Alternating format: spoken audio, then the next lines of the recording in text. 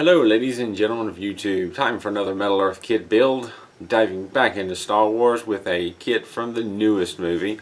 I have BB-8 in all his round little glory. Anyone that's done the TIE Fighter will probably look at this and go, oh god, not another spear. But I'm going to give it a shot. It's 2 sheets, hopefully not as difficult. It's larger, so that may help it not be as hard to do. Let's open it up and see what's inside. BB-8. I don't know why I just sang that, but I did. Let's open up BB-8.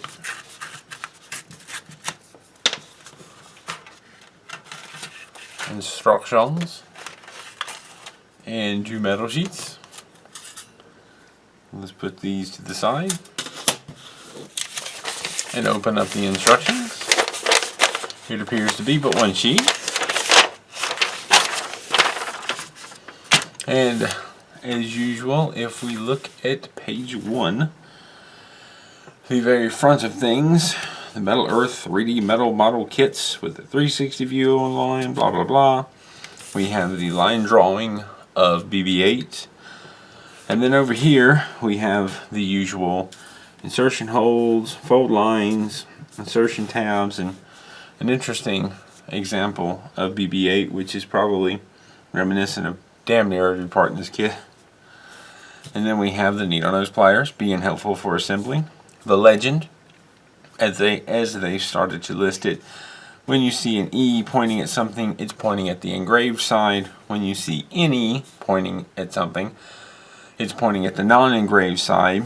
And then if you see the little hand, it's an attention point. It could maybe have some writing saying make sure you do this, or it could just be saying hey, this goes on the outside, or this goes in this hole.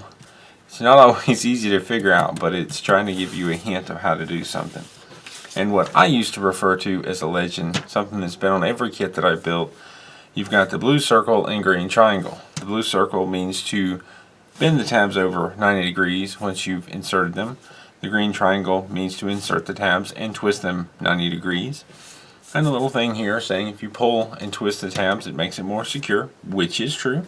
And when we get our sheets out, the metal sheets, the outline of the metal sheets, the numbers pointing to all the individual parts so you can find them.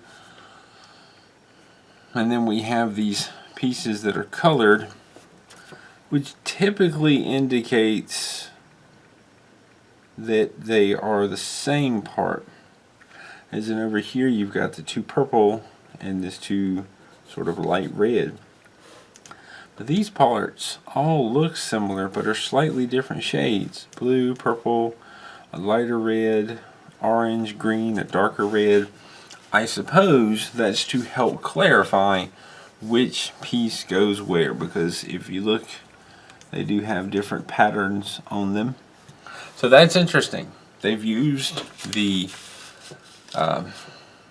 colors before, but it's usually to help find like parts. This time it's both finding like parts and making sure that you use a unique part. Works for me. Now if we slide over to page 2, we have the beginning of the assembly flowchart, starting with part 1 and curving that to look like that. Part 2, curving that to look like that. And it appears that down here they come together, maybe, yes. And then we've got part 3 that adds on here, which is purple. Part 4, which is orange, that goes here. Then we flip over to page 3, continuing on, putting the red one on and the green one on, and the sort of pinkish one on. Forgive me, I am slightly colorblind. And then the light blue, and yeah, you just follow on down the page. And it's a very colorful instructions, oh my. Follow, follow, follow, and at the bottom, ta-da, you have your own little BB-8. Tools that I will use in this build. I have my standard set of tools. We have the long needle nose pliers. We have the flat nose pliers, great for a multitude of bending and twisting and grabbing. We have clippers. Absolutely have to have clippers. It helps get the parts off the trees quite easily. I have a set of precision tweezers with one with very pointed end, one has had the pointed end ground down slightly, and a flat set. And I have a fairly standard set of tweezers that actually came in one of the Iconics kits that I bought. When it comes to shaping parts, I have an assortment of different things to use. I have dowel rods that I've used for quite some time. A couple of them have had the ends sharpened with a pencil sharpener, which are great for making cone shapes. I have a inexpensive drill bit set with a lot of different sized bits to help with forming cylinder shapes. I also have a couple of step mandrels. I'm not saying you need all of this, but these are different tools that I've acquired, and I kind of go back and forth depending on the situation. We have the metal sheets and instructions. We have some tools. Let's get started.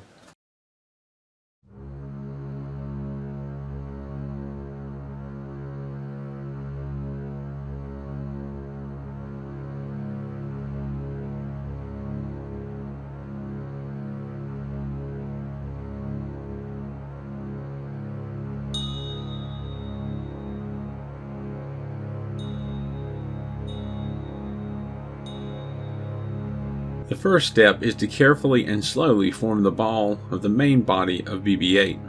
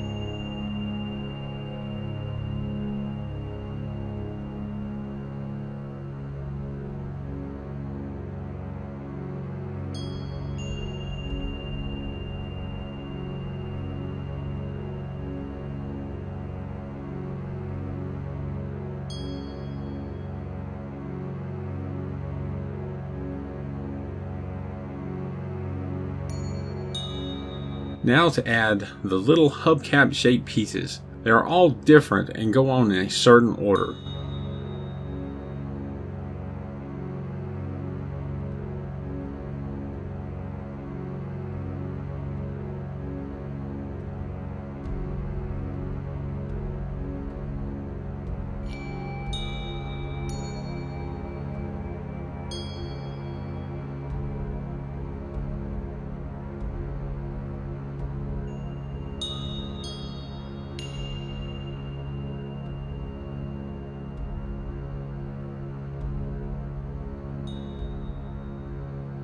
It took work to get parts 3, 4, 5, and 6 into place. Sometimes I could only get one tab in and had to secure it before moving on to another tab. This is what probably took the most time in this kit.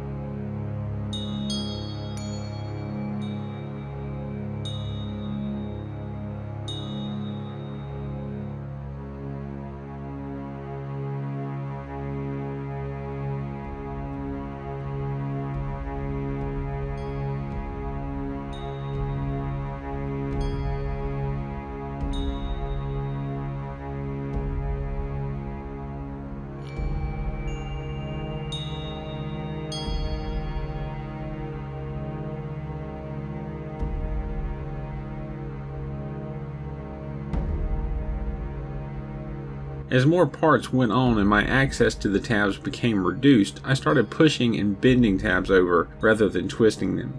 I could not get a good enough hold on some of them to twist them.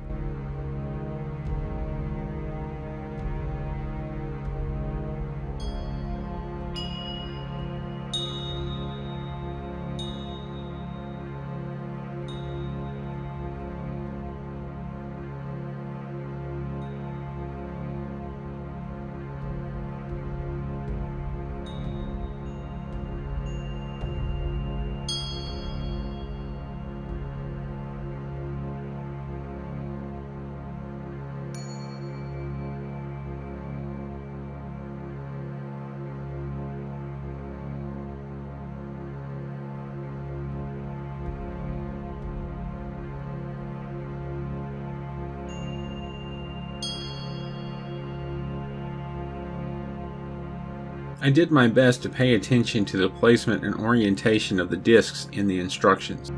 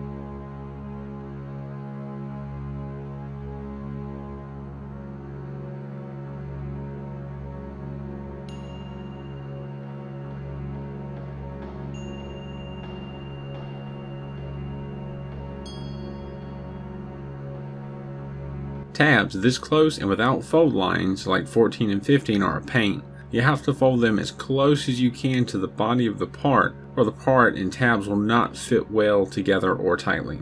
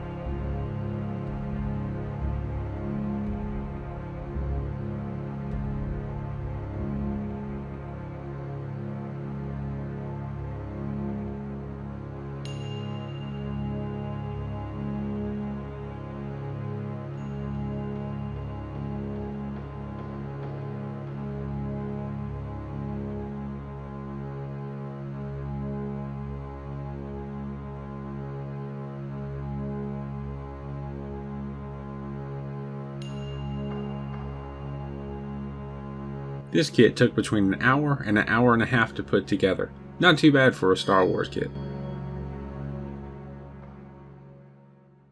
And I give you BB-8, another droid from Star Wars, from the Metal Earth kit collection. He looks pretty neat. For those of you that have done the TIE Fighters, the center ball is not the nightmare that is at least the first two TIE Fighters, the advanced and just the plain TIE. It is a larger ball, so you can get your hands in there. It's two halves, they hook together, so that is not hard. These pieces, these little hubcap type pieces that go on outside around it, those are just about the nightmare you would expect. I suppose you can put them on anywhere you want, but there's a certain pattern, and I tried to stay true to that pattern. But getting them on there, there's 4 points along the outer edge, and they have to fit into those 4 holes, and they just don't want to. They just don't quite want to. It takes a little prying and pushing and bending and finally get it in there. And at first, you have the holes on the opposite side that you can reach in with a tool and twist the tabs. But once you get closer to the end, that's not the case. So the body itself, not the nightmare. The hubcaps, a little bit of a nightmare, especially towards the end. The head is easy, if not easier, than the head of C-3PO. But it's done. It turned out okay. It wasn't as bad as I'd worried, but not easy as I'd hoped. It can be done. I'll leave it at that. If you have any questions or comments, as always, leave them down below. Thank you for watching, and keep on keeping on.